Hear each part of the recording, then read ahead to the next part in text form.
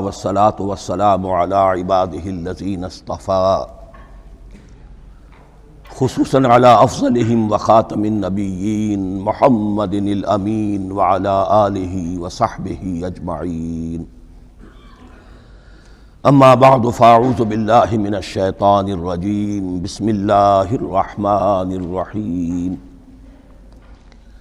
الحمد لله رب العالمين الرحمن الرحيم مالك يوم الدين إياك نعبد وإياك نستعين اهدنا الصراط المستقيم صراط الذين أنعمت عليهم غير المغضوب عليهم ولا الضالين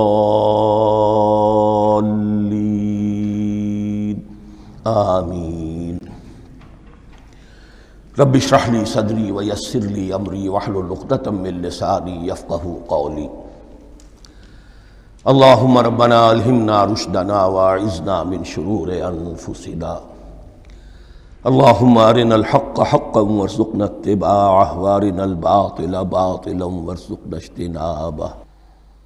اللهم ربنا يسر لنا أمورنا كلها وأتمم لنا بالخير وتقبل منا فإنك خير المتقبلين آمین یا رب العالمین. ابھی میں نے سورہ فاتحہ کی تلاوت کی اور آپ نے سماعت فرمائی. یہ سورہ مبارکہ مصحف کے اعتبار سے تو پہلی صورت ہے ہی، سب کو معلوم ہے، لیکن یہ بھی نوٹ کر لیجئے کہ یہ نزول کے اعتبار سے بھی سب سے پہلی مکمل صورت جو حضور پر نازل ہوئی وہ یہی ہے. اس سے قبل متفرق آیات نازل ہوئیں، 5 آیتیں سورہ علق کے آغاز میں، کچھ آیتیں سورہ قلم یا سورہ نون کے آغاز میں، کچھ آیتیں سورہ مزمل کی ابتدا کی، کچھ آیتیں سورہ مدثر کے آغاز کی. 5ویں وحی تقریباً اس پر اجماع ہے کہ یہ سورۃ الفاتحہ کی ہے اور یہ مکمل صورت ہے جو حضور پر نازل ہوئی. سورۃ الفاتحہ کے معنی ہوئے افتتاحی صورت. فتح یفتح کے معنی ہے کھولنا، مفتاح کنجی کو کہتے ہیں، چابی کو. تو یہ اوپننگ سورہ آف دی قرآن، قرآن حکیم کی افتتاحی صورت. ویسے جیسا کہ میں تعارف قرآن کے ضمن میں عرض کر چکا ہوں، عربوں کا یہ مزاج تھا کہ جس چیز سے انہیں خصوصی محبت ہوتی تھی اس کے بہت سے نام رکھتے تھے. اس کے بھی بہت سے نام ہیں. سورۃ الفاتحہ سب سے عام ہے، لیکن الکافیہ، الشافیہ، ام القرآن، اساس القرآن، کم سے کم یہ 4 نام تو میں سمجھتا ہوں کہ ہر مسلمان کو مزید معلوم ہونے چاہیے، اور بھی بہت سے نام. اس سورہ مبارکہ کی بالاتفاق و بالاجماع 7 آیتیں ہیں، اگرچہ ان کی ترتیب میں کچھ اختلاف ہے. ایک رائے یہ ہے، اور یہ رائے امام شافعی کی بھی ہے اور بصرہ کے جو قراء تھے ان کی بھی ہے، کہ آیت بسم اللہ بھی سورہ فاتحہ میں شامل ہے، اس کا جز ہے. وہ اس کو شامل کر کے پھر 7 آیتیں بناتے ہیں. تو آخری جنہیں ہم 2 آیتیں سمجھتے ہیں، صراط الذین انعمت علیہم غیر المغضوب علیہم ولا الضالین، وہ ان کے نزدیک ایک آیت ہے. تو گویا کہ نتیجہ یہ نکلا کہ آیتوں کی تعداد 7 ہی رہتی ہے. امام ابو حنیفہ رحمۃ اللہ علیہ کا موقف اور کوفے کے جو قراء تھے ان کا بھی موقف یہ ہے کہ آیت بسم اللہ نہ سورہ فاتحہ کا جز ہے نہ کسی اور سورت کا جز ہے، سوائے ایک مقام پر جہاں حضرت سلیمان علیہ السلام کا خط جو ہے نقل ہوا ہے، جو انہوں نے ملکہ سبا کو لکھا تھا، انہ من سلیمان و انہ بسم اللہ الرحمن الرحیم. تو قرآن کے متن میں صرف اسی جگہ پر یہ آیت شامل سمجھتے ہیں، باقی یہ صرف علامت کے طور پر کہ یہاں سے ایک نئی صورت شروع ہو رہی ہے درج کی گئی ہے. اس سورہ مبارکہ کو الصلاح قرار دیا گیا ایک حدیث میں. اس کا جو اسلوب ہے وہ دعا کا ہے، اور دعا کے ساتھ اس کی جو مناسبت ہے، اور پھر اسی کی وجہ سے ہماری نماز کا یہ جزو لا ینفک بنا دیا گیا. بلکہ ایک حدیث جو میں آپ کو سناؤں گا اس میں اسی کو نماز قرار دیا گیا، الصلاح یہی ہے. ویسے وہ حدیث مبارک موجود ہے، من لم یقرأ بفاتحۃ الکتاب لا صلاۃ لمن لم یقرأ بفاتحۃ الکتاب، جو شخص سورہ فاتحہ کی تلاوت نہیں کرتا اس کی کوئی نماز نہیں۔ اس کے حوالے سے بھی ہمارے ہاں دو مسلک ہیں، ذکر صرف اس لیے کر رہا ہوں کہ آپ کے علم میں ہو، ان میں کوئی بنیادی فرق نہیں ہے۔ کسی بھی ایک رائے کا انسان قائل اور حامل ہو سکتا ہے بغیر اس کے کہ دوسرے کو بالکل غلط قرار دے، بلکہ یہ کہ اس کے لیے بھی گنجائش اپنے ذہن میں اور اپنے دل میں رکھے۔ اور دوسری رائے یہ ہے کہ اس کا حصہ نہیں ہے۔ اسی اعتبار سے یہ کہ یہ سورہ مبارکہ نماز میں پڑھی جانی ضروری ہے، لا صلاۃ لمن لم یقرأ بفاتحۃ الکتاب۔ البتہ یہ اختلاف ہے، یہ بات جو میں ذکر کر رہا تھا جو ذہن سے نکل گئی، کہ آیا مقتدی جو ہے امام کے پیچھے کھڑا ہو کر جب نماز پڑھ رہا ہو تو کیا اس صورت میں بھی اس کے لیے لازم ہے کہ سورہ فاتحہ پڑھے؟ اس میں دو رائے ہو گئی، بلکہ تین۔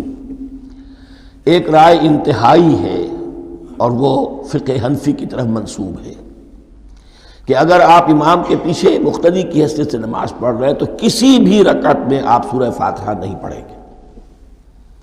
ایک دوسری بالکل برعکس رائے ہے، وہ امام شافعی رحمۃ اللہ علیہ کی ہے کہ ہر حالت میں چاہے امام جہری رکعت پڑھا رہا ہو جس میں وہ بلند آواز سے سورہ فاتحہ پڑھ رہا ہو، اور چاہے وہ سری رکعت ہو، ہر حالت میں مقتدی کو بھی پڑھنی ہے۔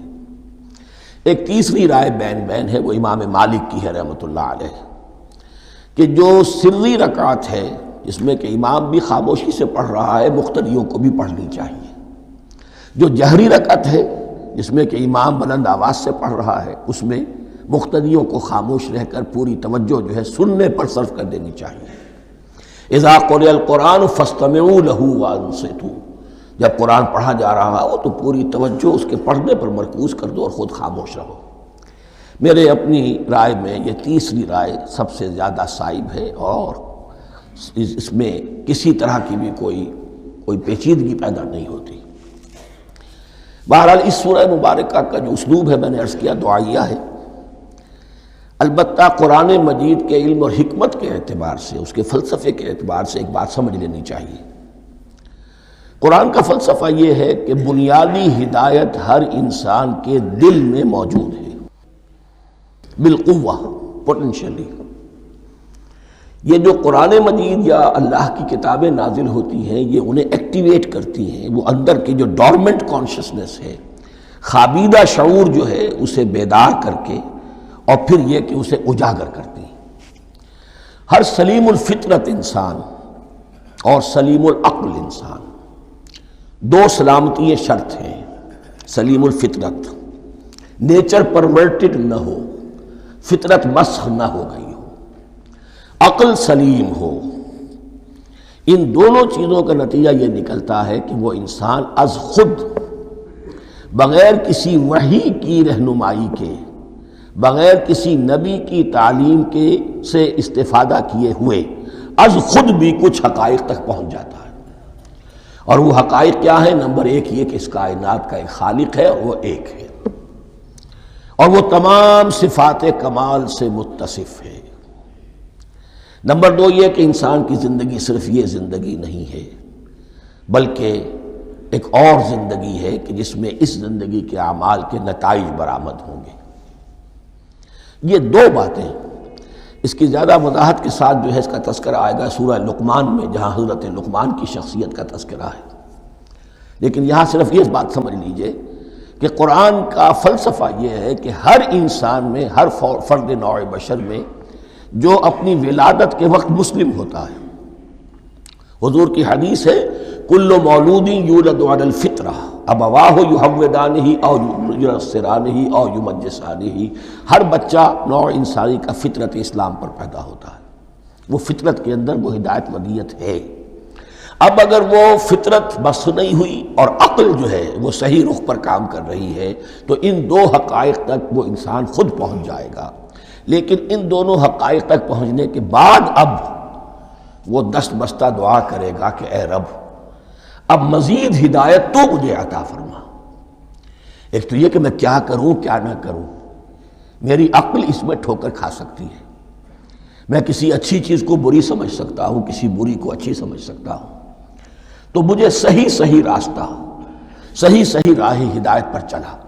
یہ دعا ہے جو انسان کرتا ہے جبکہ وہ ایمان باللہ اور ایمان بالآخرہ تک خود پہنچ چکا ہوتا ہے، اور یہ سمجھتا ہے کہ صحیح زندگی کا رخ یہی ہے کہ جس رب کو میں نے پہچانا ہے کہ وہ اس کائنات کا خالق ہے اور مالک ہے اور رب ہے، میں اس کی بندگی کروں، اس کی اطاعت کروں، اس کا حکم مانوں، اس کے راستے پر چلوں۔ لیکن وہ راستہ کون سا ہے؟ اس کے لیے پھر دست بدعا ہوتا ہے کہ پروردگار تو میری رہنمائی فرما۔ یہ مقام ہے کہ جہاں آپ سمجھ لیجئے اپنے آپ کو بھی آج اس جگہ پر تصور کرتے ہوئے پھر اس سورہ مبارکہ کو پڑھیے کہ آپ اس مقام پر اللہ کے فضل و کرم سے پہنچ چکے ہیں کہ اللہ کو آپ نے پہچان لیا اور اس کی توحید کو جان لیا، اس کی جملہ صفات کمال سے آپ واقف ہو گئے۔ آپ یہ بھی جان گئے کہ مر کر اس کے حضور میں حاضر ہونا ہے اور وہ حساب کتاب لے گا۔ پھر آپ نے یہ عہد بھی کر لیا کہ اب زندگی گزارنی ہے اس رب کی بندگی میں، اسی کی فرما برداری میں۔ اب یہاں کھڑے ہو کر آپ پوچھتے ہیں کہ اللہ مجھے وہ تفصیلی ہدایت عطا فرما، ایسا نہ ہو کہ کبھی میں کسی راستے پر چلتا ہوا کسی پگڈنڈی پر مڑ جاؤں اور وہ تھوڑی سی جو ڈیوییشن ہو میرے راستے کی وہ میری عاقبت کو برباد کر دے۔ یک لحظہ غافل گشتم و صد سال راہم دور شد، اس لیے کہ ہوتا یہی ہے سیدھے راستے سے ذرا سی کوئی پگڈنڈی جو ہے تھوڑے سے اینگل پر نکلی ہے، لیکن جب چلتے جائیں گے آپ تو جتنے آگے بڑھیں گے اس پر، اس راہ صراط مستقیم سے آپ اتنے ہی زیادہ دور ہوتے چلے جائیں گے۔ یہ ہے قرآن مجید کی حکمت اور فلسفے کے اعتبار سے اس سورہ مبارکہ کا مقام۔ اب آئیے ہم بسم اللہ کرتے ہیں۔ بسم اللہ الرحمن الرحیم، شروع کرتا ہوں میں اللہ کے نام سے جو رحمان اور رحیم ہے۔ اس پر کچھ گفتگو ہو چکی ہے تعارف قرآن کے ضمن میں کہ رحمان اور رحیم دو نام ہیں کہ جو رحمت کے مادے سے نکلتے ہیں۔ رحمان میں اللہ تعالیٰ کی رحمت کا جوش ہے، جانی کیفیت، طوفانی کیفیت، اور رحیم میں اللہ تعالیٰ کی رحمت کا دوام اور تسلسل۔ یہ دونوں کیفیات اللہ کی رحمت میں بیک وقت موجود ہیں، جس کا ہم تصور نہیں کر سکتے۔ ہم سمندر کو دیکھتے ہیں، متلاطم سمندر ہے، اس میں ہیجان ہے، طوفان ہے۔ دریا کو دیکھتے ہیں کہ وہ سکون کے ساتھ چل رہا ہے، خاموشی سے چل رہا ہے، بہہ رہا ہے، بس تسلسل کے ساتھ بہہ رہا ہے۔ ہم ان دونوں کیفیات کو علیحدہ علیحدہ دیکھتے ہیں تو ہمارا ذہن ان دونوں کو بیک وقت اس کا تصور نہیں کر سکتا، تخیل ممکن نہیں۔ لیکن اللہ کی رحمت کی یہ دونوں شانیں مستقلاً ہر وقت موجود ہیں، بیک وقت، اسی لیے ان دونوں کے درمیان کہیں حرف عطف نہیں آئے گا۔ بسم اللہ الرحمن الرحیم، الحمدللہ رب العالمین۔ کل حمد، اور حمد کو ذہن میں رکھ لیجئے، حمد مساوی ہے تعریف جمع شکر۔ عام طور پر ترجموں میں ایک لفظ لایا جاتا ہے، کل تعریف اللہ کے لیے، یہ کافی نہیں ہے۔ تعریف آپ کسی شے کی کر سکتے ہیں جس میں کوئی حسن ہے، خوبی ہے، کسی بھی اعتبار سے، خواہ آپ کو اس کے حسن و خوبی سے کوئی فائدہ حاصل نہیں ہو رہا۔ ایک پھول ہے، بہت خوبصورت ہے، بس ٹھیک ہے، خوبصورت ہے، آپ نے کہا، تعریف کر دی۔ شکر کرتے ہیں آپ اس شے کا جس سے آپ کو کوئی فائدہ پہنچا ہو، استفادہ ہوا ہو، آپ کی کوئی ضرورت پوری ہوئی ہو، آپ کی کوئی مشکل رفع ہوئی ہو۔ اور آپ دیکھیں گے کہ حمد میں یہ شکر کا پہلو غالب ہے۔ جتنی بھی دعائیں ہیں حضور سے منقول، شکر کے مقام پر وہاں حمد آتا ہے۔ بھوک لگی ہوئی تھی، کھانا کھایا، الحمدللہ الذی اطعمنی وسقانی۔ اب یہاں دیکھیے ترجمہ تعریف نہیں، شکر ہے اس اللہ کا جس نے مجھے کھلایا اور پلایا۔ آپ بیت الخلاء سے باہر آئے، نجاستیں آپ سے دور ہو گئیں، طبیعت میں انشراح ہوا، الحمدللہ الذی اذھب عنی الاذی وعافانی۔ وہ شکر ہے اس اللہ کا جس نے اذیت بخش چیزیں مجھ سے دور کر دیں اور مجھے عافیت بخشی۔ تو یہ الحمدللہ رب العالمین، اللہ تعالیٰ کا حسن و کمال اور حسن و جمال اپنی جگہ بھی اس انتہا کا ہے کہ جتنی تعریف اس کا حق ہے ہم کر ہی نہیں سکتے، لیکن اس کے احسانات اور انعامات ہم پر اتنے ہیں کہ ہم ان کو بھی گن نہیں سکتے۔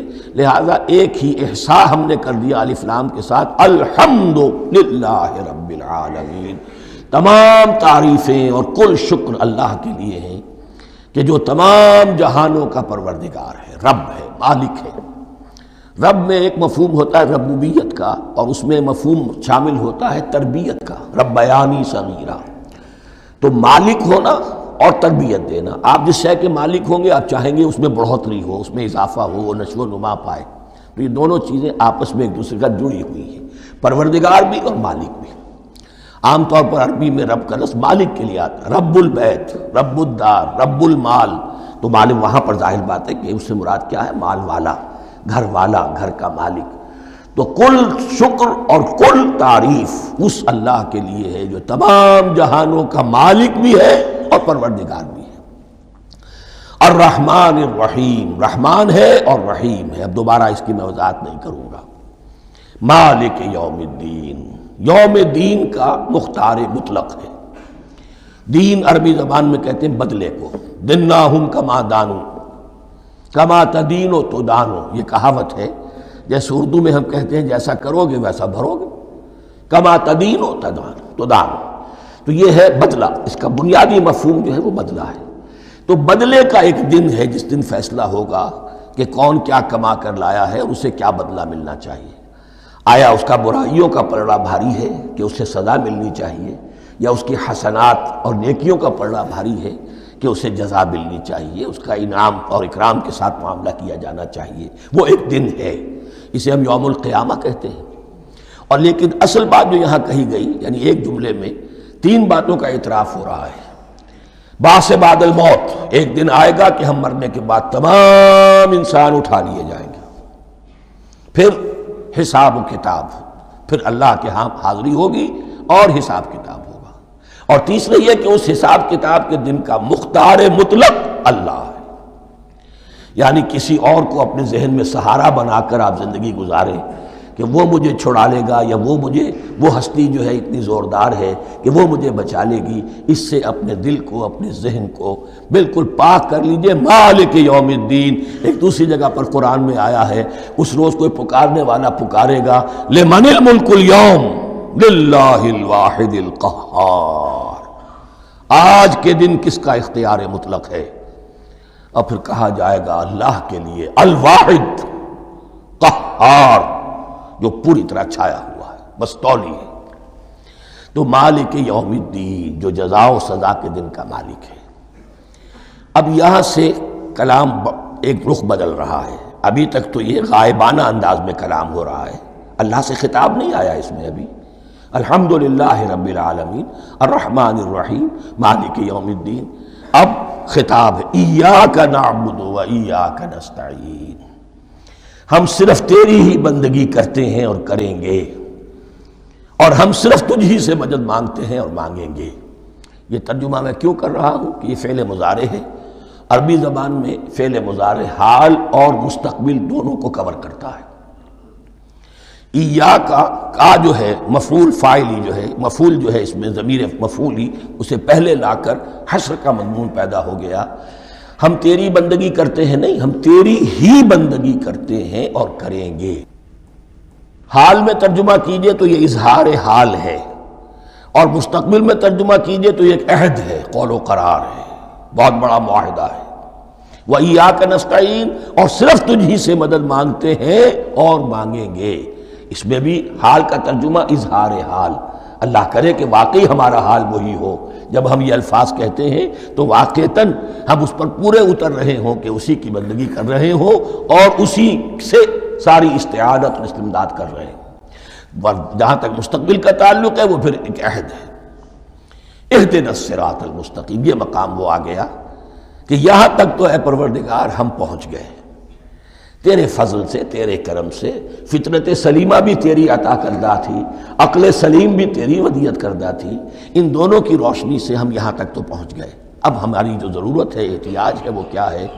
اہدنا الصراط المستقیم، ہدایت بخش ہمیں سیدھے راستے کی۔ یہاں دو باتیں سمجھ لیجئے۔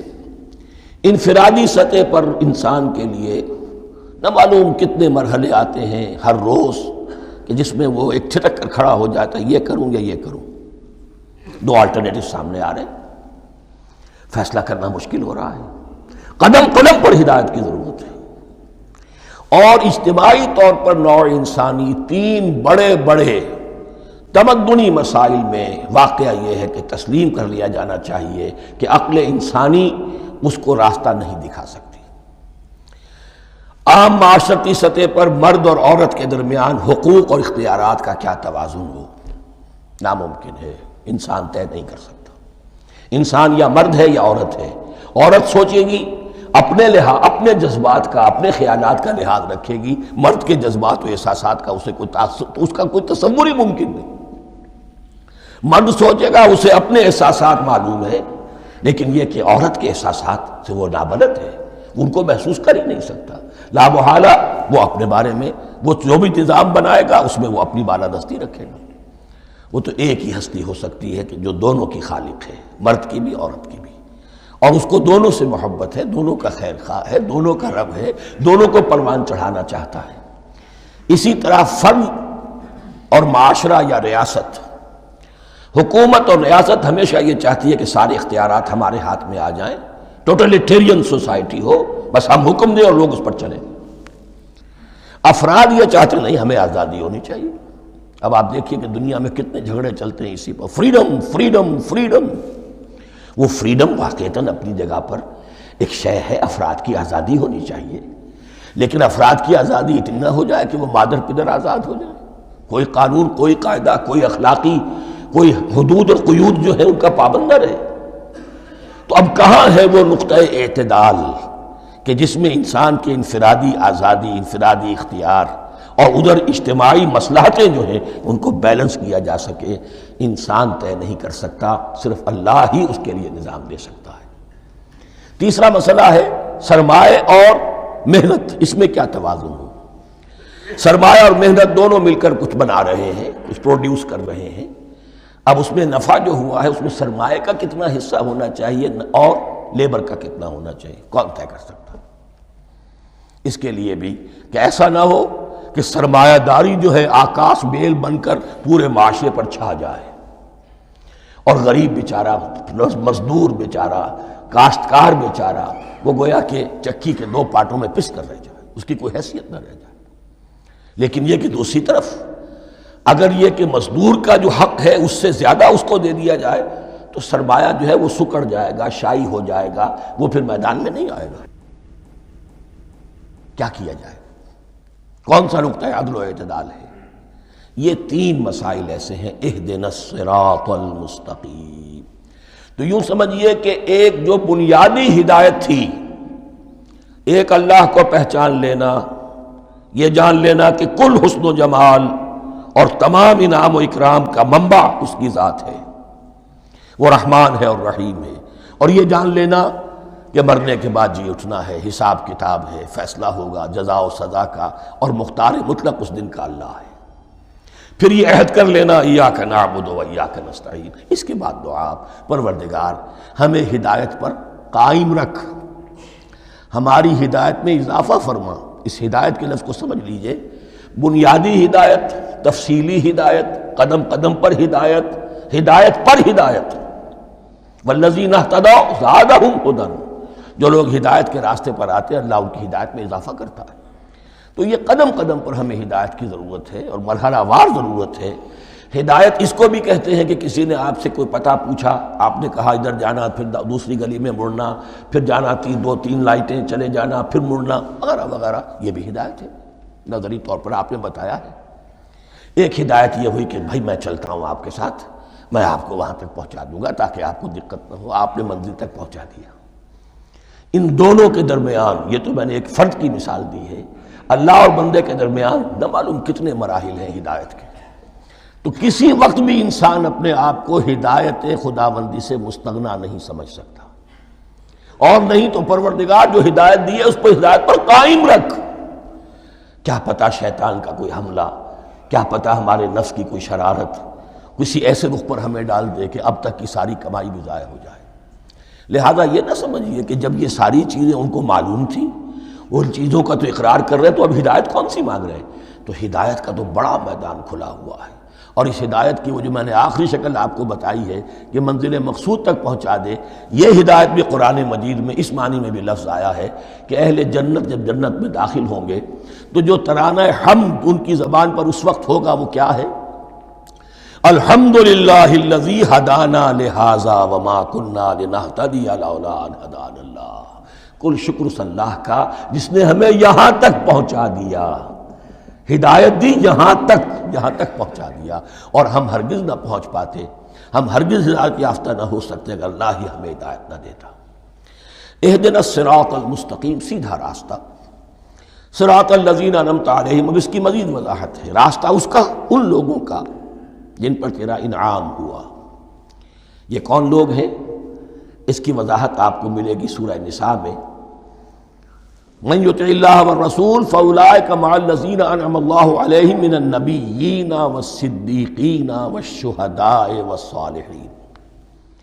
4 طبقات ہیں منعم علیہم، جن پر اللہ کا انعام ہوا ہے۔ چوٹی پر انبیاء کرام، اس کے بعد صدیقین کرام، اس کے بعد شہداء عظام، اس کے بعد عام صالح مسلمان، صالح ہو۔ یہ بیس لائن ہے، اس سے اوپر کا درجہ شہداء کا ہے، اس سے اوپر کا درجہ صدیقین کا ہے، اور پھر اس سے اوپر کا درجہ انبیاء کا ہے۔ انبیاء میں سے پھر وہ بھی ہوتے ہیں کہ جو اولو العزم میں من الرسل ہیں، لیکن یہ 4 طبقات ہیں، ان کے راستے پر ہمیں چلا۔ غیر المغضوب علیہم ولا الضالین، جو مغضوب علیہم نہیں ہوئے، جن پر تیرا غضب نہیں ہوا، اور غضب ہوتا ہے ان پر کہ جو ہدایت کے واضح ہونے کے بعد ہدایت کو ترک کر دیں، وہ ہے مغضوب علیہم۔ جنہیں ہدایت مل گئی ہو، ہدایت کو پہچان لیا ہو، پھر اپنی شرارت نفس کی وجہ سے، اپنی نفسانیت کی وجہ سے، اپنے تکبر کی وجہ سے، اپنے حسد کی وجہ سے وہ اس حق کو رد کر دیں، اس کو ترک کر دیں، ان پر اللہ کا غضب آتا ہے۔ اور اس میں اس کی بہت بڑی مثال تاریخ کے اعتبار سے یہودی ہیں۔ اللہ نے انہیں ہدایت دی، کتابیں عطا کی، تورات، انجیل، زبور، سینکڑوں نبی ان میں مبعوث کیے، 1400 برس تک نبوت کا تار ٹوٹا ہی نہیں، مسلسل۔ ابتدا میں بھی 2 نبی، موسیٰ اور ہارون، اور اختتام پر بھی 2 نبی، عیسیٰ اور یحییٰ علیہ السلام، اور ان کے مابین کوئی لمحہ نہیں آیا ہے تاریخ بنی اسرائیل میں جبکہ کوئی نہ کوئی نبی موجود نہ ہو۔ لیکن انہوں نے اپنی شرارت نفس کی وجہ سے ہدایت تورات سے بھی منہ موڑا، اور پھر سب سے بڑی بات یہ کہ ہدایت محمدی سے، ہدایت قرآنی سے بھی صلی اللہ علیہ وسلم منہ موڑا، وہ ہے مغضوب علیہم ولا الضالین، اور نہ ہی گمراہ ہوئے۔ یہ لفظ جو آتا ہے عربی زبان میں گمراہ کا بھی ہے اور تلاش حق میں بھٹکنے والے کا بھی ہے۔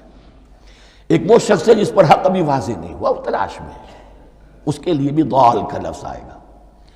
اسی طرح کوئی شخص کسی کے عشق اور محبت میں ایسا ہو جائے، دیوانہ ہو جائے، اس کو بھی ضال کہتے ہیں، یعنی اس کے اوپر جذبات کا اتنا غلبہ ہو گیا ہے کسی کی محبت اور عشق کی بنا پر۔ تو حضور کے لیے یہ لفظ آیا ہے وَوَجَدَكَ ضَالًّا فَهَدَىٰ، اور یہ تو سورۃ الضحیٰ ہے، اکثر بیشتر لوگوں کو یاد ہوگی۔ تو یہ جو ضال کا لفظ ہے، اس میں سمجھ لیجئے ضروری نہیں ہے کہ وہ گمراہ ہو، بلکہ وہ بھی کہ جو ابھی راہ ہدایت کی طلب میں، اس کے حصول کے لیے اس کی تلاش میں کوشاں ہیں، اور وہ بھی کہ جو کسی مغالطے کی وجہ سے حق سے منحرف ہو جائے۔ یہ بھی جان لیجئے کہ ایک ہے بدنیتی، تکبر، حسد، حق کو جان کر پہچان کر رد کر دینا یا چھوڑ دینا یا ترک کر دینا۔ ایک ہے کسی غلطی میں، کسی جذبات کے اندر آ کر، کسی غلو کے اندر مبتلا ہو کر اور حق سے منحرف ہو جانا۔ اس کی جو سب سے بڑی مثال ہے وہ نصارہ ہے، عیسائی ہے۔ حضرت مسیح کو انہوں نے مانا لیکن غلو کیا، یہ لفظ آئے گا آگے، لا تغلو فی دینکم، اپنے دین میں غلو نہ کرو۔ جیسے ہمارے ہاں بھی بعض لوگ ہیں جو حضور صلی اللہ علیہ وسلم کی تعریف میں، حضور صلی اللہ علیہ وسلم کے ساتھ اپنی محبت کے اظہار میں غلو کر جاتے ہیں۔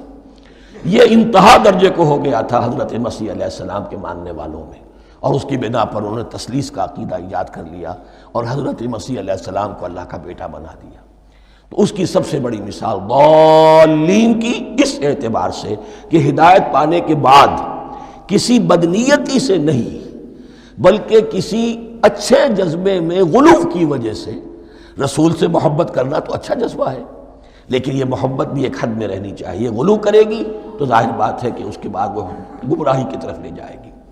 یہ ہے اس سورہ مبارکہ کا ترجمہ، اور اس کے بعد آخر میں آمین کہنا یہ مسنون بھی ہے، کہنا چاہیے۔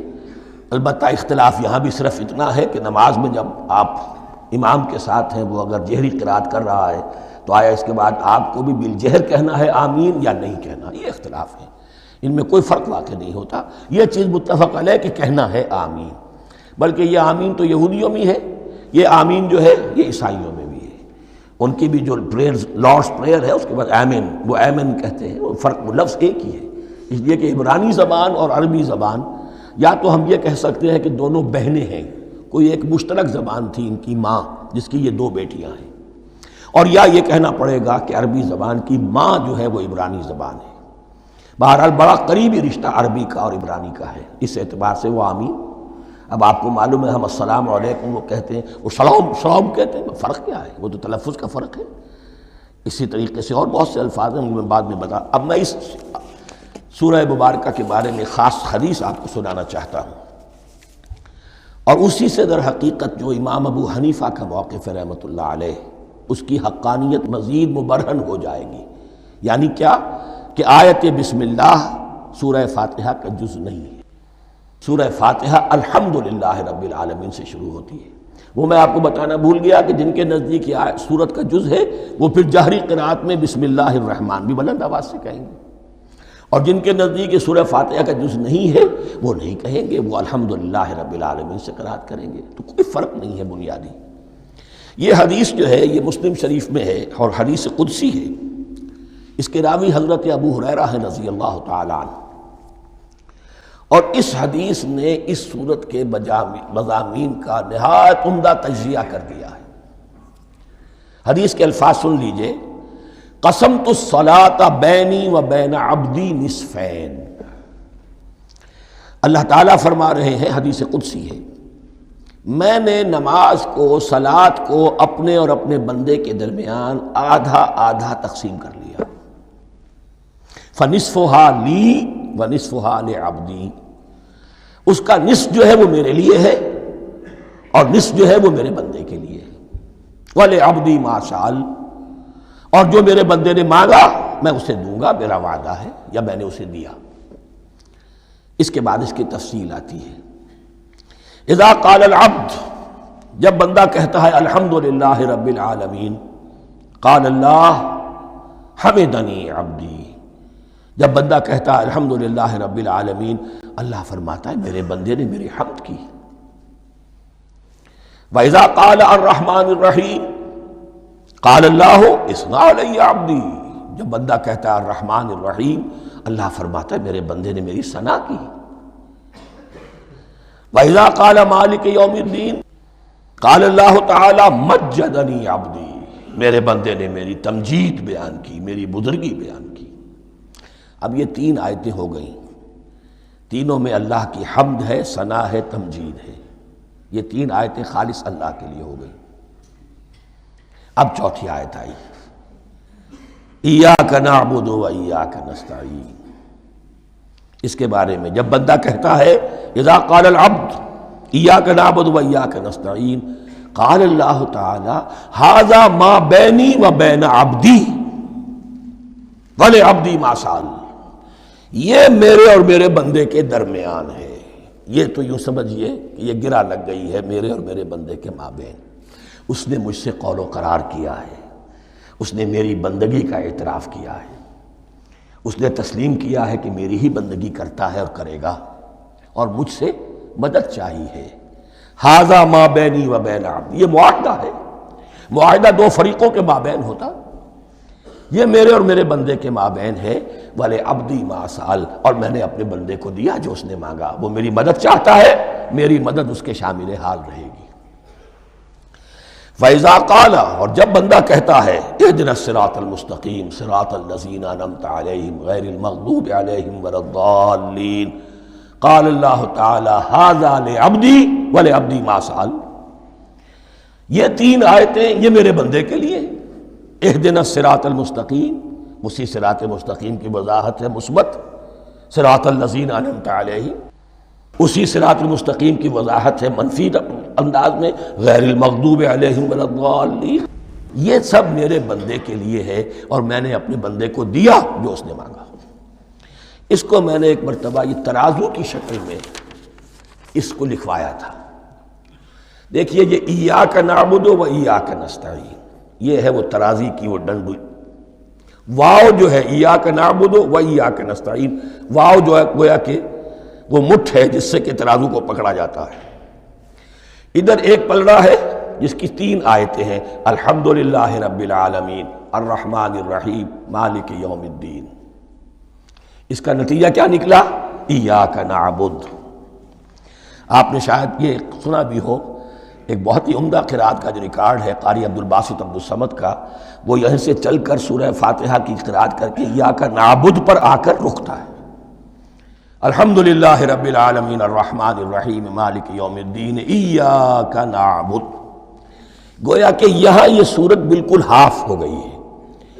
3 آیتوں میں اللہ کی حمد ہے، ثنا ہے، تمجید ہے، جس کا نتیجہ ہم تیری ہی بندگی کرتے ہیں، تیری ہی اطاعت کریں گے۔ لیکن اب اس کے بعد سوال ایاک نستعین، اسی کی جو استعانت کیا درکار ہے ہمیں؟ ہدایت۔ ہدایت سب سے بڑی استعانت ہے، ہدایت ہی تو سب سے بڑی مدد ہے۔ اہدنا الصراط المستقیم صراط الذین انعمت علیہم غیر المغضوب علیہم ولا الضالین۔ یہ ایاک نستعین کے حق کے ساتھ یہ 3 آیتیں آ گئیں، اہدنا الصراط المستقیم صراط الذین انعمت علیہم غیر المغضوب علیہم ولا الضالین۔ قسمت الصلاۃ بینی و بین عبدی نصفین فنصفها لی ونصفها لعبدی ولعبدی ما سأل۔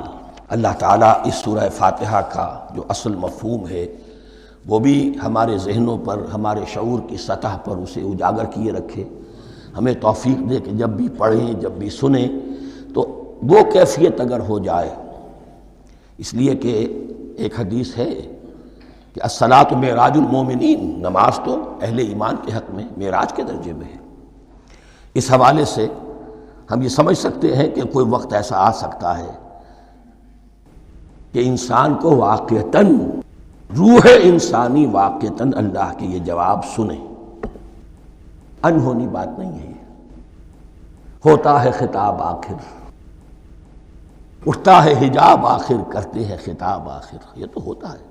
مخاطبہ الہی، یہ تو میں نے عرض کیا کہ ثابت ہے، مخاطبہ، محادث اور تحدیث اللہ بندوں سے کلام کرتا ہے۔ اب آئیے بسم اللہ الرحمن الرحیم، اب یہ سورہ بقرہ شروع ہو رہی ہے۔ سورۃ البقرہ جو 286 آیات پر مشتمل ہے، تقریباً 2.5 پاروں پر پھیلی ہوئی ہے۔ ہر شخص جانتا ہے کہ یہ قرآن حکیم کی حجم کے اعتبار سے سب سے بڑی سورت ہے، لیکن یہ معاملہ صرف حجم کا نہیں ہے۔ نبی اکرم صلی اللہ علیہ وسلم نے اسے سنام القرآن قرار دیا ہے۔ آپ نے فرمایا لکل شیء سنام، ہر چیز کی ایک چوٹی ہوتی ہے، جیسے اونٹ کا کوہان ہوتا ہے۔ وسنام القرآن البقرہ، سنام القرآن، قرآن کی چوٹی جو ہے وہ سورۃ البقرہ ہے۔ یہ نوٹ کر لیجئے جو میں نے کل آپ کو جو مختلف مکی اور مدنی صورتوں کے گروپوں کے بارے میں بتایا تھا کہ یہاں سے اب پہلی منزل بھی شروع ہو رہی ہے اور پہلا گروپ بھی شروع ہو رہا ہے، اور اس کے ساتھ جو اگلی صورت آئے گی وہ اس کا جوڑا ہے، سورہ آل عمران، جس کی سب سے نمایاں علامت یہ نوٹ کیجئے، یہ بھی الف لام میم سے شروع ہوئی، اگلی بھی الف لام میم سے شروع ہوگی۔ اس کے بعد 2 صورتیں مدنی اور ہیں، لیکن ان دونوں میں نہ حروف مقطعات ہے، نہ کوئی اور تمہیدی کلام ہے، براہ راست خطاب۔ سورہ نساء میں یا ایھا الناس اور سورہ مائدہ میں یا ایھا الذین آمنوا، کوئی تمہیدی بات نہیں، کوئی حروف مقطعات نہیں، براہ راست خطاب۔ وہ ایک جوڑا ہے سورہ نساء اور سورہ مائدہ، اور یہ ایک جوڑا ہے سورہ بقرہ اور سورہ آل عمران۔ سورہ بقرہ اور سورہ آل عمران کو نبی اکرم صلی اللہ علیہ وسلم نے الزہراوین بھی قرار دیا ہے۔ زہرا کہتے ہیں بڑی روشن چیز کو، یہ حضرت فاطمہ رضی اللہ تعالی عنہ کے نام کے ساتھ آتا ہے، فاطمۃ الزہراء، تو زہرا بہت روشن، دمکتی ہوئی شے۔ الزہراوین، یہ 2 نہایت دمکتی ہوئی صورتیں ہیں جو قیامت کے دن دو بدلیوں کی شکل میں ظاہر ہوں گی، حضور نے فرمایا، اور جو لوگ ان صورتوں سے محبت کرتے تھے ان پر سایہ کریں گی۔ اللہم ربنا اجعلنا منہم، ہمیں اللہ تعالیٰ ان میں شامل فرما دے۔ اس سورہ مبارکہ کو دو حصوں میں تقسیم سمجھیے۔ ویسے تو یہ کہ رکوع آئیں گے، پارے بھی بدلیں گے اس میں، لیکن حصے دو ہیں۔ پہلے حصے میں اصل روئے سخن سابقہ امت مسلمہ سے ہے، یہود سے، بنی اسرائیل سے۔ دوسرے حصے میں اصل خطاب موجودہ امت مسلمہ سے ہے، امت محمد سے صلی اللہ علیہ وسلم۔ پہلے حصے میں 18 رکوع ہیں لیکن آیات 152 ہیں، دوسرے حصے میں 22 رکوع ہیں لیکن آیات 134 ہیں۔ گویا کہ اس سے آپ کو توازن نظر آئے گا کہ اگرچہ ادھر رکوع کی تعداد کم ہے 18 لیکن آیات کی تعداد زیادہ ہے 152، دوسرے حصے میں رکوعوں کی تعداد زیادہ ہے 22 لیکن آیات کی تعداد 134۔ اسی لیے اس کا ایک نام میں نے تجویز کیا ہے، وہ اس لیے تاکہ کچھ حقائق آپ کے ذہنوں میں ان ناموں کے حوالے سے بھی انشاءاللہ محفوظ ہو جائیں گے۔ سورۃ الامتین، دو امتوں کی صورت، اس لیے کہ تقریباً نصف اس کی ساری بحث جو ہے، مرکزی بحث، وہ سابقہ امت مسلمہ بنی اسرائیل، اور دوسرا نصف اس میں سارا خطاب وہ ہے موجودہ امت مسلمہ یعنی امت محمد صلی اللہ علیہ وسلم۔ اس کا جو پہلے 18 رکوع ہے یا پہلا حصہ ہے، اس کے اندر ڈویژن فردر ہوگی ورٹیکل، عمودی، پہلے 4 رکوع، پھر 10 رکوع، پھر 4 رکوع۔ لیکن جو 22 رکوع ہیں دوسرے حصے کے، دوسرے نصف کے، اس میں ڈویژن جو ہے جو ہاریزونٹل ہے، وہ افقی تقسیم ہے، عمودی نہیں، افقی۔ وہ میں بعد میں بیان کروں گا جب ہم وہاں پہنچ جائیں گے۔ ان کو پہلے سمجھ لیجئے کہ اس پہلے حصے کی جو تقسیم میں نے کی ہے، پہلے 4 رکوع، پھر 10 رکوع اور پھر 4 رکوع۔ پہلے 4 رکوع یوں سمجھیے کہ پورے قرآن مجید کے لیے اس کی حکمت اور فلسفے کا جو حصہ مکی قرآن میں بیان ہو چکا تھا اس کا خلاصہ ہے۔ جب یہ صورت نازل ہو رہی ہے تو یہ تو مدینہ میں حضور تشریف لا چکے ہیں، 12-13 سال جو ہیں گزر چکے ہیں، اور ان 12-13 سالوں کے دوران 2/3 قرآن نازل ہو چکا ہے۔ اس میں جو بھی حکمت، فلسفہ اور بنیادی دعوت، یہ جو چیزیں مکی قرآن میں بیان ہوئیں، ان کا خلاصہ نچوڑ نکال کر یہاں 4 رکوعوں میں رکھ دیا گیا۔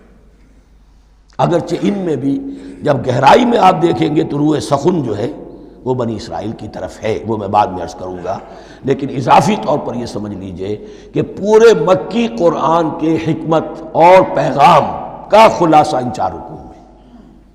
پھر 10 رکوع ہیں جن میں براہ راست خطاب ہے سابقہ امت مسلمہ، یا بنی اسرائیل۔ اس کے بھی 2 حصے ہیں۔ پہلے ایک رکوع میں دعوت ہے، بڑا انداز اس کا بڑا پیارا ہے، اس میں دعوت ہے، ایمان لاؤ محمد پر صلی اللہ علیہ وسلم۔ اور اس کے بعد 9 رکوع ہیں ملامت کے، ملامت، تنقید، تم نے یہ کیا اور یہ کیا اور یہ کیا، ہم نے یہ احسان کیے، یہ احسان کیے، یہ احسان کیے، تم نے یہ ناشکری کی، یہ ناشکری کی، یہ ناشکری کی۔ اور اس سب کا نتیجہ آخری 4 رکوعوں میں ہے کہ اب تمہیں اس منصب سے معزول کیا جا رہا ہے جس پر تم 2000 برس تک فائز رہے ہو، اور تمہیں ہٹا کر اب ایک نئی امت محمد کی شکل میں جو وجود میں آ چکی ہے صلی اللہ علیہ وسلم، اسے اس پر فائز کیا جا رہا ہے۔ اور اس کی علامت کے طور پر اسے میں کہا کرتا ہوں کورونیشن، تاج پوشی۔ ایک امت معزول، دوسری امت اس کا نصب ہو رہا ہے، اس کی تاج پوشی کے لیے سمبل، علامت کیا ہے؟ قبلہ تحویل۔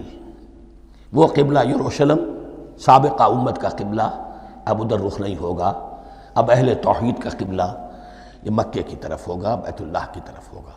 تو تحویل قبلہ کا مضمون ہے جو ان 4 رکوعوں میں آتا ہے۔ تو یہ میں نے تھوڑی سی تمہید جو ہے آپ کے سامنے رکھ دی ہے۔ اب بسم اللہ کیجئے۔ بسم اللہ الرحمن الرحیم۔ الف لام میم، الف لام میم یہ حروف مقطعات ہیں، یہ علیحدہ علیحدہ پڑھے جاتے ہیں، علم نہیں پڑھ سکتے اس کو۔ الف لام میم، ہا میم ہے، ہا علیحدہ میم علیحدہ، اگرچہ لکھے ہوئے ہوتے ہیں جڑے ہوئے، کاف ہا یا عین صاد لکھے ہوئے جڑے ہوئے، پڑھے جائیں گے علیحدہ علیحدہ، قطع علیحدہ کرنا۔ تو حروف مقطعات، ان کے بارے میں ایک بات تو جو ہے اجماعی ہے، سب کے نزدیک مسلم ہے، ان کا کوئی حتمی مفہوم اور ان کے حتمی معنی کسی کو معلوم نہیں سوائے اللہ اور اس کے رسول کے۔ اس معنی میں یوں بھی کہا گیا یہ کوڈ ورڈز ہیں، جیسے کہ کوئی میسیجز جو ہیں ادھر ادھر بھیجے جاتے ہیں، سیکرٹ میسیجز، تو کچھ کوڈ ورڈز ہوتے ہیں جس سے سمجھ میں آتا ہے کہ یہ بات واقعتاً صحیح سورس سے آ رہی ہے، واللہ عالم۔ لیکن اس کا کوئی مفہوم اور اس کے معنی جو ہیں وہ اتفاق اس پر ہے، اگرچہ بعض حضرات نے کچھ اپنی سی کوشش کی ہے، کچھ مفہوم جو ہے بنانے کی، وہ اپنی جگہ پر ہے، لیکن یہ کہ کسی حضرت عبداللہ ابن عباس رضی اللہ تعالی عنہما نے بعض ایسی کوششیں کی ہیں، لیکن ان کی رائے کو بھی ان کی ذاتی رائے سمجھا گیا ہے، امت نے اسے قبول نہیں کیا۔ اجماع اور کنسنسس اسی پر ہے کہ اس کے معنی اور مفہوم کسی کو معلوم نہیں سوائے اللہ اور اس کے رسول کے۔ البتہ بعض چیزیں ایسی ہیں کہ وہ اگر نوٹ کر لی جائیں تو شاید آئندہ ہے اس میں کچھ راز کھلنے کے امکانات پیدا ہو جائیں۔ دیکھیے عربی زبان کے جو الفابیٹس ہیں ان کی تعداد 29 ہے یا 28 ہے، میں بتا چکا ہوں۔ الف اور حمزہ کو ایک سمجھے تو 28 ورنہ 29۔ پہلی بات یہ نوٹ کیجئے، قرآن حکیم کی 114 سورتوں میں سے 29 سورتوں میں ان کے شروع میں یہ حروف مقطعات آئے ہیں۔ دوسری بات یہ کہ اس میں 28 کا نصف کیجئے تو 14 استعمال ہوئے، 14 نہیں استعمال ہوئے، بالکل آدھی تعداد استعمال ہوئی ہے۔ تیسرے یہ کہ جو شروع اور آخر اور درمیان 3 حصوں میں تقسیم کر دیجئے آپ، 9 9 9 پلواڑی 27، ایک طرف 10 رہ جائیں گی۔ پہلے حصے میں سے بہت کم حروف لیے گئے، بہت کم، آخری حصے کے تقریباً تمام حروف ہیں تقریباً۔ درمیانی حصہ وہ ہے کہ جس میں آپ نے دیکھا ہے کہ عربی میں جوڑوں کی شکل میں ہے، صاد ضاد، فرق کیا ہے نقطے کا، سین شین فرق کیا ہے نقطوں کا، را زا فرق کیا ہے نقطے کا۔ تو جو بھی نقطے والا لفظ ہے وہ نہیں لیا گیا، اور جو بغیر نقطے کے غیر منقوط ہے وہ لیا گیا۔ پھر اس میں 3 صورتیں ہیں جن میں ایک ایک حرف آیا ہے، سورہ قاف، سورہ نون، سورہ صاد۔ پھر صورتیں ہیں جن میں 2 2 آئی ہیں، جن میں 3 3 آئے ہیں، پھر 4 4 آئے ہیں، 2 ہی صورتیں ہیں جن میں 4 4 ہیں، اور 2 ہی صورتیں جن میں 5 5 ہیں۔ تو یہ ہے صرف یوں سمجھیے کہ اعداد و شمار۔ اس کے حوالے سے کچھ آدمی غور کرے تو شاید کوئی بات نکلے۔ باقی وہ مثال میں آپ کو بتا دیتا ہوں کہ حضرت عبداللہ ابن عباس نے ایک رائے ظاہر کی کہ الف لام میم در حقیقت ایک جملے کا خلاصہ ہے، انا اللہ اعلم۔ پہلا لفظ ہے انا، اس کا الف لے لیا، درمیانی لفظ ہے اللہ، اس کا درمیانی لام لے لیا، تیسرا لفظ ہے اعلم، یہ آخری لفظ ہے، آخری حرف میم لے لیا، انا اللہ اعلم، میں اللہ جانتا ہوں، واللہ اعلم، واقعتاً اللہ ہی جانتا ہے۔ یہ حضرت عبداللہ ابن عباس کی رائے ہے، لیکن اگرچہ انہیں حبر الامت مانا گیا ہے، لیکن یہ کہ ان کی اس رائے کو بھی اکثر و بیشتر مفسرین نے قبول نہیں کیا۔ اب جو پہلے 2 رکوع ہیں اس سورہ بقرہ کے، ان کے بارے میں تعویل عام اور تعویل خاص کا ایک بڑا بنیادی فرق ہے جو نوٹ کر لینا چاہیے۔ جس وقت یہ صورت نازل ہو رہی ہے، میں عرض کر چکا ہوں کہ 12 سال ہو چکے تھے حضور کو اپنا فریضہ نبوت و رسالت ادا کرتے ہوئے۔ ایک جماعت اچھی بھلی تیار ہو چکی تھی جنہوں نے حضور کی دعوت پر لبیک کہا، ایمان لائے اور آپ کی تعلیمات پر عمل کیا۔ وہ ایک گروہ موجود تھا، یہ ابو بکر ہے، یہ عمر ہے، یہ عثمان ہے، یہ طلحہ ہے، یہ زبیر ہے، یہ عبد الرحمن ابن عوف ہے، یہ مصعب بن عمیر ہے، دیکھ لو۔ اور ایک گروہ وہ تھا کہ جو حق کو جان کر پہچان کر محض اپنی ضد اور ہٹ درمی کی باعث وہ کفر پر اڑ گیا تھا۔ اور اب ایک تیسرا گروہ پیدا ہو رہا تھا مدینے میں آ کر، وہ ابھی ایمبریونک سٹیج میں ہے، کہ جو داعی ہے، مدعی ہے کہ ہم مانتے ہیں لیکن حقیقت میں نہیں مانتے۔ یہ تین قسم کے گروہ دنیا میں ہمیشہ پائے جائیں گے، ہمیشہ۔ اب اسے میں اس کو لا رہا ہوں تعویل عام کی طرف۔ جب بھی کبھی کوئی دعوت اٹھے گی انقلابی، ایک ہوتا ہے واعظ و نصیحت، ٹھیک ہے، جس نے بھی فائدہ اٹھایا اٹھا لیا۔ ایک ہوتی ہے دعوت انقلابی، وہ انقلابی دعوت کا ہدف ہوتا ہے نظام کو بدلنا۔ نظام بدلتا ہے تو ظاہر بات ہے کہ جو لوگ اس نظام میں جن کے ویسٹڈ انٹرسٹ ہیں اور جن کو پریولیجز حاصل ہیں، جن کے مفادات ہیں، وہ تو لازماً اپنے نظام کا تحفظ کریں گے۔ ٹکراؤ ہوگا، تصادم ہوگا، تصادم میں جانی نقصان بھی ہوگا، مالی نقصان بھی ہوگا۔ یہ گویا کہ کسی انقلابی دعوت کے لوازم ہیں۔ اگر یہ شے نہ ہو تو دعوت انقلابی ہے ہی نہیں۔ اس اعتبار سے ہر انقلابی دعوت کے جواب میں تین طبقے پیدا ہو جاتے ہیں۔ ایک وہ کہ جو اس دعوت کو قبول کرتے ہیں دیانت کے ساتھ، خلوص کے ساتھ، اخلاص کے ساتھ، اور پھر پوری جواں مردی کا ثبوت دیتے ہیں، ہر چہ بعد آباد، اب جو آئے سو آئے، جان دینی پڑے حاضر ہیں، مال دینا پڑے حاضر ہیں، کوئی تکلیف آئے، کوئی مشقت آئے، کوئی مصیبت آئے، کوئی قربانی کرے، حاضر۔ جب پکارا گیا واپس نہیں پھیرا کوئی فرمان جنوں کا، اور تنہا نہیں لوٹی کبھی آواز جرس کی۔ خیریت جاں راحت تن صحت داماں، سب بھول گئیں مصلحتیں اہل ہوس کی۔ ایک وہ لوگ ہوتے ہیں، ایک وہ لوگ ہوتے ہیں کہ جو اڑ جاتے ہیں ضد پر، ہٹ درمی پر، ماننے کے باوجود، جاننے کے باوجود کہ بات تو ٹھیک ہے جو کہہ رہے ہیں، کیسے مان لیں؟ ہماری سیادت، ہماری چودراہٹ، ہمارے مفادات، ہمارے یہ ساری چیزیں، ان سب کے اوپر زد پڑ رہی ہے۔ یہ لوگ اڑ جاتے ہیں، اور پھر کوئی دعوت، کوئی نصیحت، کوئی مزید افہام و تفہیم ان کے حق میں مفید نہیں ہوتی۔ اس لیے کہ صحیح بات ہے جو کہتے ہیں کہ سوتے کو تو جگایا جا سکتا ہے، جاگتے کو کیسے جگائیں؟ کوئی سویا ہوا ہے تو آپ اسے جگا دیں گے، جو جاگا ہوا ہے لیکن وہ بنا ہوا ہے، وہ اٹھنے کو تیار ہی نہیں ہے، تو آپ کیسے اٹھا دیں گے اس کو؟ تو جو لوگ جان بوجھ کر حق کو پہچان کر رد کر دیتے ہیں، پھر ان کے حق میں کوئی دعوت، کوئی نصیحت، کوئی تبلیغ، کوئی انذار، کوئی تبشیر مفید نہیں ہوتی۔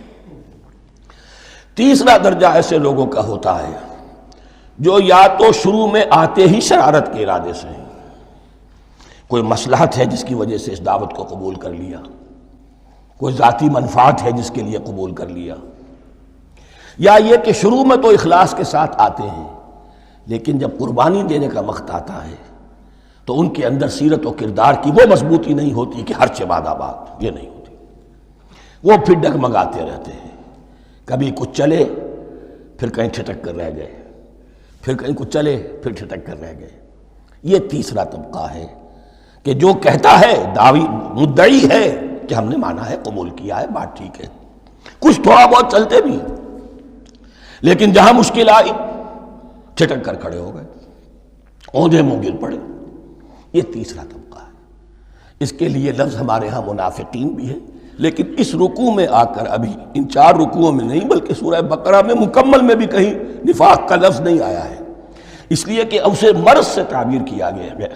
یہ مرض ہے ایک، اور اس مرض کے ذریعے سے لوگوں کے اندر جو ہے وہ ایک نفاق کا بیج پڑ رہا ہے، جو ظاہر ہوگا تو منافقت پوری کی پوری کھل کر سامنے آ جائے گی۔ روگ ہے انسانی شخصیت کا، اس حوالے سے وہ تیسری، اور یہ چونکہ اہم ترین حصہ تھا، اور یہ مرض اب شروع ہو رہا تھا، مدینے میں، مکے میں نہیں تھا، لہذا زیادہ تفصیل سے اس کے بارے میں گفتگو ہوئی۔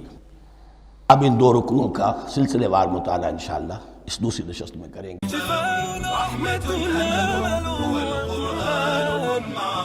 وكن مع عبد من شباب